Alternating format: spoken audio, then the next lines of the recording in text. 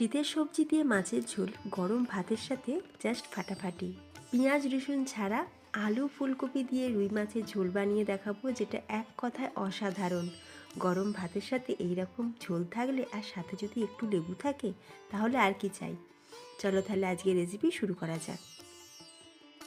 তো সবার প্রথমে এখানে আমি নিয়ে নিয়েছি 5 পিস রুই মাছ। তোমরা চাইলে কাতলা, ভেটকি, তেলাপিয়া, বাটা, পার্শে যে কোনো ধরনের মাছ দিয়েই বানাতে পারো, যে কোনো আঁশযুক্ত মাছ দিয়েই কিন্তু বানাতে পারো। দারুণ টেস্টি হয় ঝোলটা খেতে, কিন্তু একটু লেবু দিয়ে খেলে দুর্দান্ত লাগবে। তো দেখো, প্রথমে আমরা মাছটাকে ম্যারিনেট করে নেবো। সেই জন্য এখানে লঙ্কা, হলুদ আর সামান্য একটু নুন দিয়ে খুব ভালো করে মাছের গায়েতে মাখিয়ে নিলাম। এরপর এখানে আমি নিয়েছি আলু আর ফুলকপি। আলুটাকে লম্বা করে কেটেছি আর একটু মোটা মোটা কেটেছি, আর এরই সাথে রেখেছি ফুলকপি। ফুলকপিটাকেও একটু বড় বড় পিস করে কেটেছি।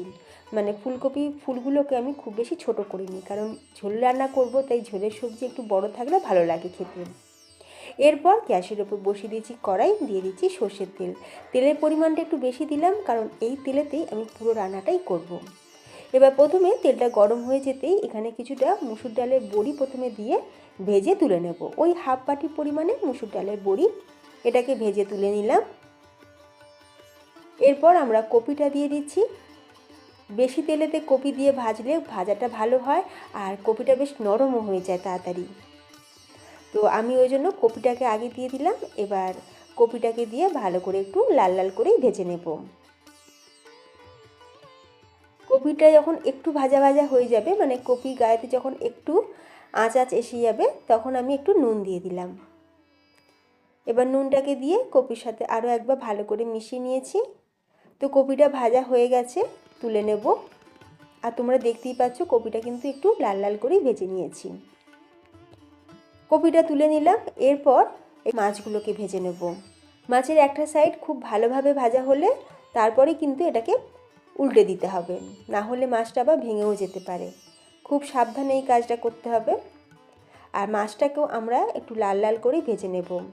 আমার মা বলে, মাছ ভাজার সময় যদি লেজার অংশ বা মুড়োটা বা মাছের মাথাটা যদি ভালোভাবে আগে তেলেতে দিয়ে ভেজে নেওয়া হয়, তাহলে ভাজাটা খুব ভালো হয়, কারণ তেলের পরিমাণটা বেশি থাকে, আর বেশি তেলেতে লেজা আর মাথার অংশটা ভাজতে লাগে। তো মাছটাকে ভেজে তুলে নেওয়া হয়ে গেছে। তো তারপর ওই তেলেতে ফোড়ন দিয়ে দিলাম গোটা জিরে আর গোটা গরম মশলা, ছোটো এলাচ, দারচিনি, তেজপাতা, আর এখানে নিয়েছি 1 চা চামচ গোটা জিরে। ফোড়নটা ভাজার যখন সুন্দর একটা গন্ধ বেরোলো, দিয়ে দিতে হবে আলু। আলুটাকে আমি আগে থাকতে ভেজে তুলব না, একসাথেই আলুটা ভেজে নেব। যতক্ষণ আলুটা ভাজা হচ্ছে, এখানে একটা মশলা রেডি করে নিচ্ছি। একটা মিক্সিতে দিয়ে দিলাম আদা আর কাঁচা লঙ্কা। আদা কাঁচা লঙ্কাটা অল্প সামান্য জল দিয়ে ভালো করে পেস্ট বানিয়ে নেব। আর অন্যদিকে দেখো, আলুও খুব ভালোভাবে ভাজা হয়ে গেছে, মানে বেশ লাল লাল করেই আলুটা ভেজে নিয়েছি। এরপর দিয়ে দিচ্ছি এখানে টমেটো। একটা টমেটো ছোটো ছোটো করে কেটেছিলাম, টমেটোটা দিয়ে দিলাম, আর আদা কাঁচা লঙ্কা বাটা। এবার আমরা মশলাটা ভালো করে কষিয়ে নেব। গ্যাসের ফ্লেমটা এই সময় একদম মিডিয়ামে রাখতে হবে। মশলা ভালোভাবে কষানো হয়ে যাওয়ার পর এখানে দিয়ে দিচ্ছি 1 চা চামচ হলুদ, 1 চা চামচ লাল লঙ্কার গুঁড়ো, 2 চা চামচ জিরের গুঁড়ো, আর স্বাদ অনুযায়ী নুন। মশলা কষানোর জন্য অল্প সামান্য একটু জলও দিয়ে দিলাম। এবার খুব ভালোভাবে মশলাটা আমরা কষিয়ে নেব। গ্যাসের ফ্লেমটা লোতে রেখেছি। লো ফ্লেমে খুব ভালো করে মশলাটা কষিয়ে নিতে হবে। 5 মিনিট মশলাটা খুব ভালোভাবে কষিয়ে নিয়েছি।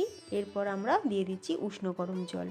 অবশ্যই জলটা একটু হালকা গরম করে নিয়ে তারপর দেবে, তাতে করে সবজিগুলো তাড়াতাড়ি যেমন সিদ্ধ হবে, তেমনি রান্নার টেস্ট বাড়ে। একবার ভালো করে মিশিয়ে নিলাম। এরপর চাপা দিয়ে আমরা ঝোলটাকে ফুটিয়ে নেব। 5 মিনিট পর ঢাকনাটা খুলে দিলাম। ঝোলটা খুব ভালোভাবে ফুটেও গেছে। আর একটা আলু আমি একটু চেক করে নেব। এই যে দেখো ফ্রেন্ডস, আলুটাও কিন্তু বেশ অনেক নরম হয়ে গেছে, মানে 80% মতন আলু কুক হয়ে গেছে। এরপর দিয়ে দিচ্ছি এখানে মটরশুঁটি। বেশ খানিকটা পরিমাণে মটরশুঁটি দিলাম, আর দিয়ে দেবো ভেজে রাখা ফুলকপি। এর সাথে আমরা মাছগুলোকেও দিয়ে দেবো। দেখো, আলু তো মোটামুটি আমাদের নরম হয়ে গেছে, আর ফুলকপি ভাজতে ভাজতে বেশ ভালোভাবেই নরম হয়ে গেছে। তো এরই সাথে মাছগুলোকেও দিয়ে দিলাম। দিয়ে একবার ভালো করে একটু মিশিয়ে নিচ্ছি। আবারও আমি চাপা দিয়ে মাছটাকে ভালো করে গ্রেভির সাথে ফুটিয়ে নেব। এই যে দেখতেই পাচ্ছ ঝোলটা খুব ভালোভাবে ফুটে গেছে।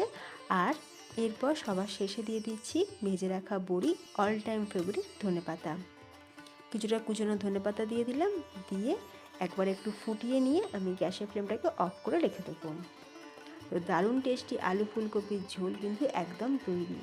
অনেকেই আমি দেখেছি পেঁয়াজ রসুন দিয়ে বানায়, তবে পেঁয়াজ রসুন ছাড়াও দারুণ টেস্টি এই রকম রুই মাছের ঝোল একবার বানিয়ে দেখো। গরম ভাতের সাথে একটু লেবু দিয়ে সার্ভ করো, দেখবে খাওয়ার আমেজটাই পুরো পাল্টে যাবে। আজকের এই মাছের ঝোলের রেসিপি তোমাদের যদি একটু হলেও ভালো লেগে থাকে তাহলে অবশ্যই ভিডিওতে একটা লাইক দিও, শেয়ার করো। তার সাথে এই রকমই নিত্য নতুন রেসিপি পাওয়ার জন্য প্লিজ চ্যানেলটা সাবস্ক্রাইব করে পাশে থেকো। আর পাশে থাকা বেল আইকন কিন্তু অবশ্যই প্রেস করে রাখবে, তাহলে আমি যখনই চ্যানেলে ভিডিও আপলোড করব তার নোটিফিকেশান সবার আগে তোমাদের কাছে পৌঁছে যাবে। তাহলে ফ্রেন্ডস, ভিডিওটা এখানেই শেষ করলাম। তোমরা সকলে ভালো থেকো। ধন্যবাদ।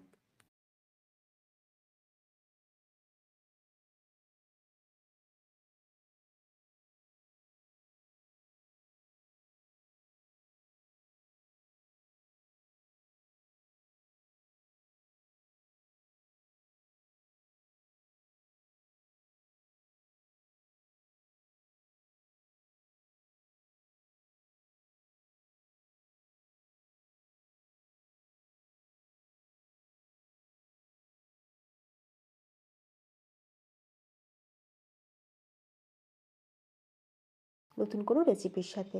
ধন্যবাদ।